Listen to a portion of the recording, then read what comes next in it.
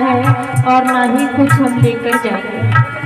अगर भक्ति करनी है तो आपको एक दास भाव बनाना होगा।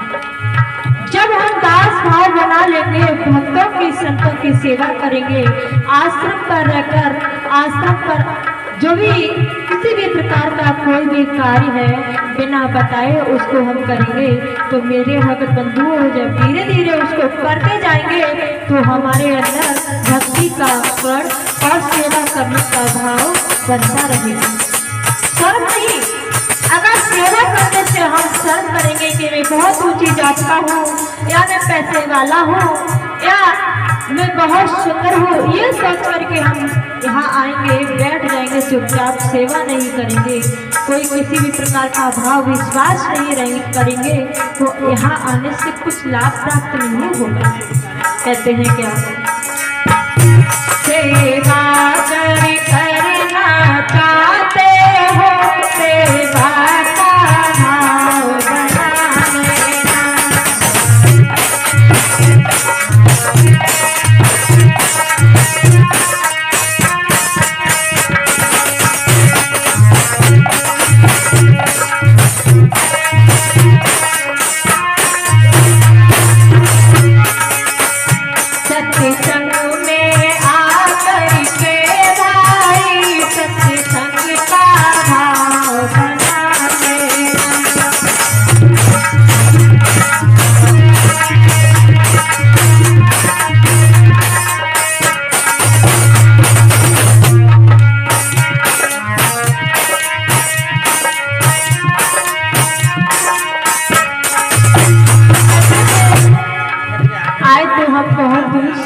सत्संग सुनने के लिए, लेकिन देखते हैं तो कोई उधर गौशाला की तरफ बैठा हुआ है, कोई इधर मतलब ये सोचते रहते हैं कि अभी नहीं थोड़ी देर बाद। नहीं, आप इतना देश कीमती समय निकाल करके इतनी दूर से आए हैं कि मैं सत्संग सुनने के लिए जा रहा हूँ, तो चाहे 12 बजे से प्रोग्राम तो शुरू हो ही जाता है, लेकिन फिर भी जितनी टाइम आप यहाँ रुको, सत्संग हो रहा है तभी और नहीं हो रहा है तभी अपना टाइम व्यर्थ में मत गवाओ।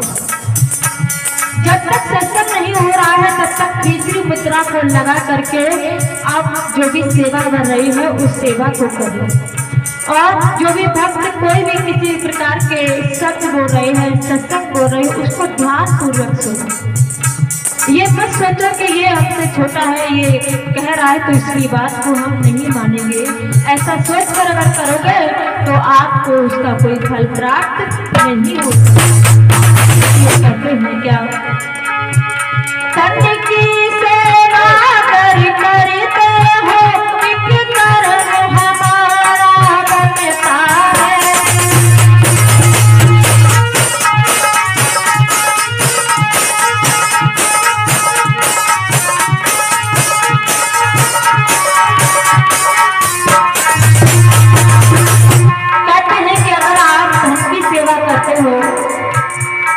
सेवा तन और मन और धन से की जाती है।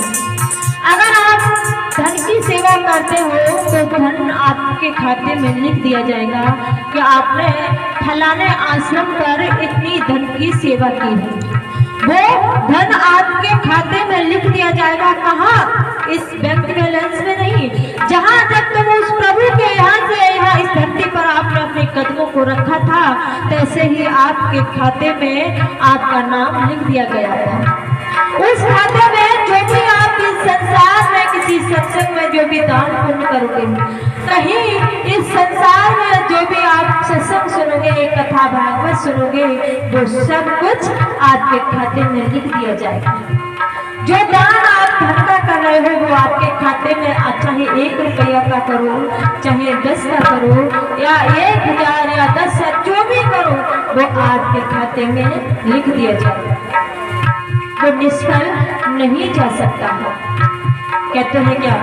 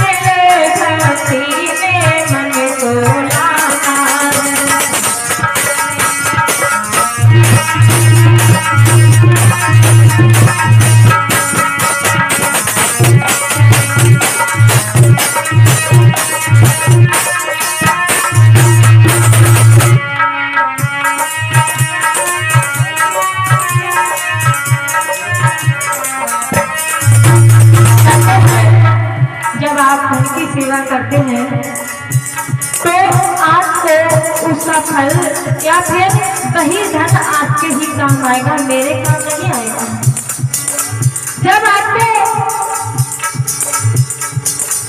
इस संसार से जाना होगा तो आपको पुनः फिर से मनुष्य का ही शरीर मिलेगा, और जो धन आपने सत्यों की शरण में लगाया है उसका जो फल आपको प्राप्त होगा, फिर से आप सत्य की शरण में आएंगे, फिर से आपको सत्संग श्रवण पान करने के लिए मिलेगा, फिर से आप इस संसार में आओगे और मनुष्य का शरीर मिलेगा और वही धन आपके काम आएगा। इसलिए अगर इनसे भी बचना चाहते हैं, फिर से इस 84 लाख यानी इस मनुष्य के शरीर में आने से बचना चाहते हैं, तो कहते हैं क्या, तन की सेवा मन की सेवा यह भजन भाव बोलाती है।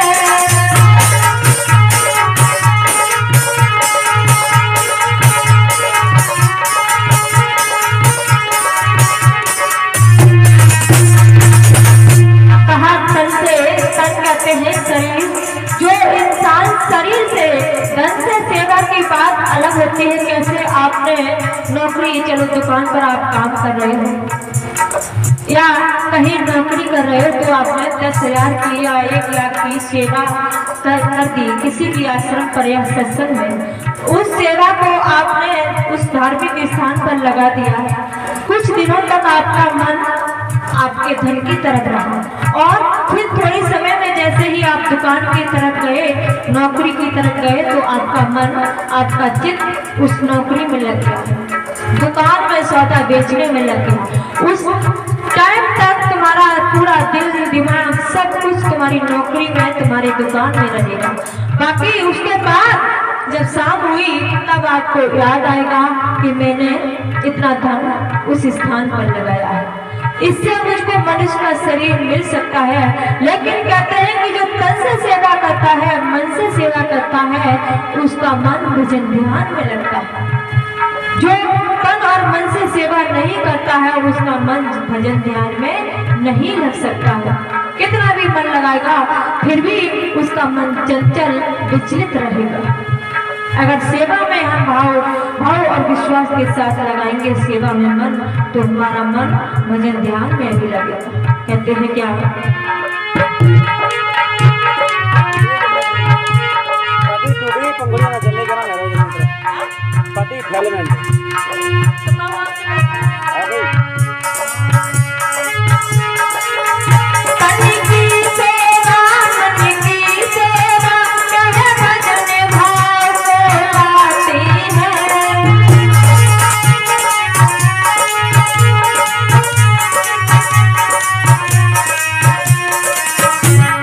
भजन करे मन शुद्ध करे फिर 84 से बचना है।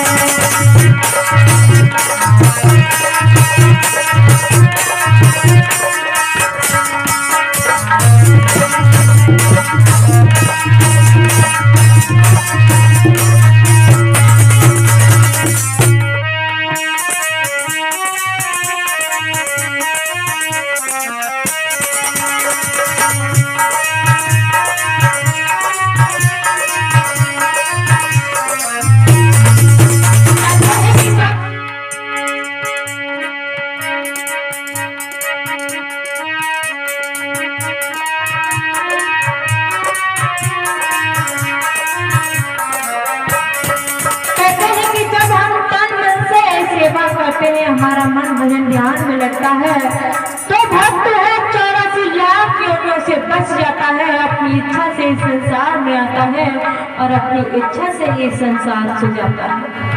84 लाख योनियों से पार हो जाता है, उसे काल नहीं ले जा सकता है, वो अपनी इच्छा से ये आना जाना सीख लेता है।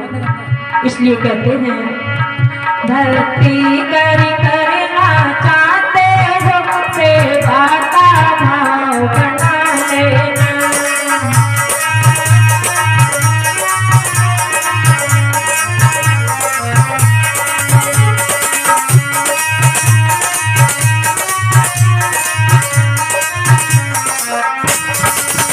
सत्संग में आकर के भाई सत्संग का भाव बना ले।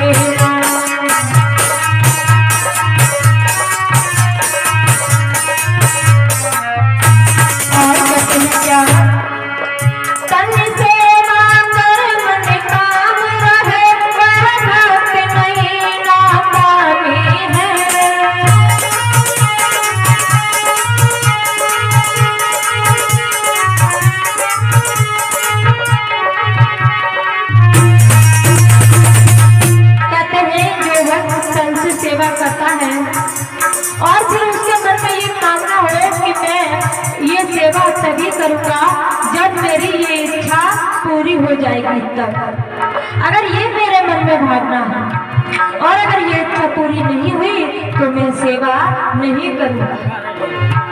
मन फुला करके मुंह फुला करके इधर उधर बैठ जाना, गुस्सा हो जाना, कोई भी किसी भी प्रकार का काम नहीं करना, ये क्या होता है?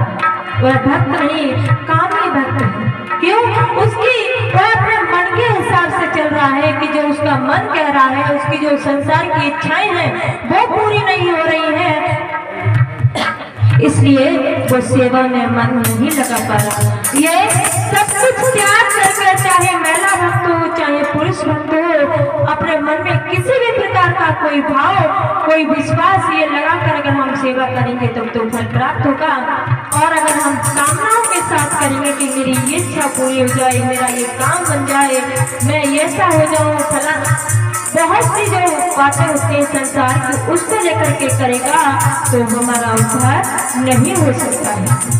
आएंगे 84 लाख योनियों में बार बार आएंगे, बार बार मुझे मनुष्य का शरीर मिलेगा, फिर से हम शरीर छोड़कर चले जाएंगे, फिर 84 लाख योनियों में आएंगे, लेकिन मुझे मोक्ष और मुक्ति का जो साधन है, जो रास्ता है, वो प्राप्त नहीं हो सकता। कहते हैं क्या?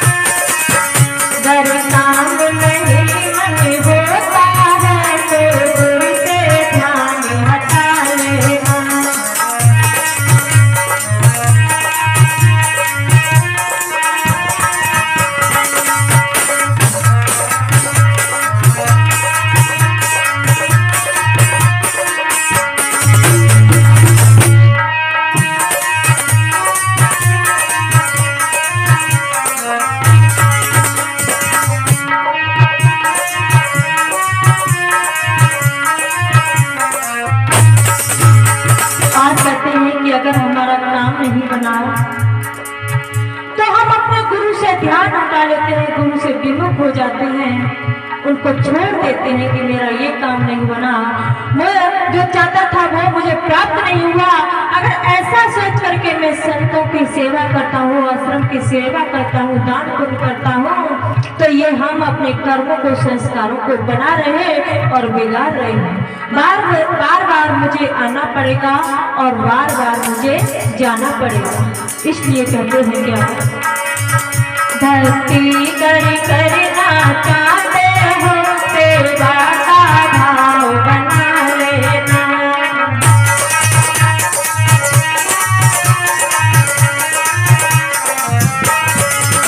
सत्संग में आकर के भाई, सत्संग का भाव बना लेना।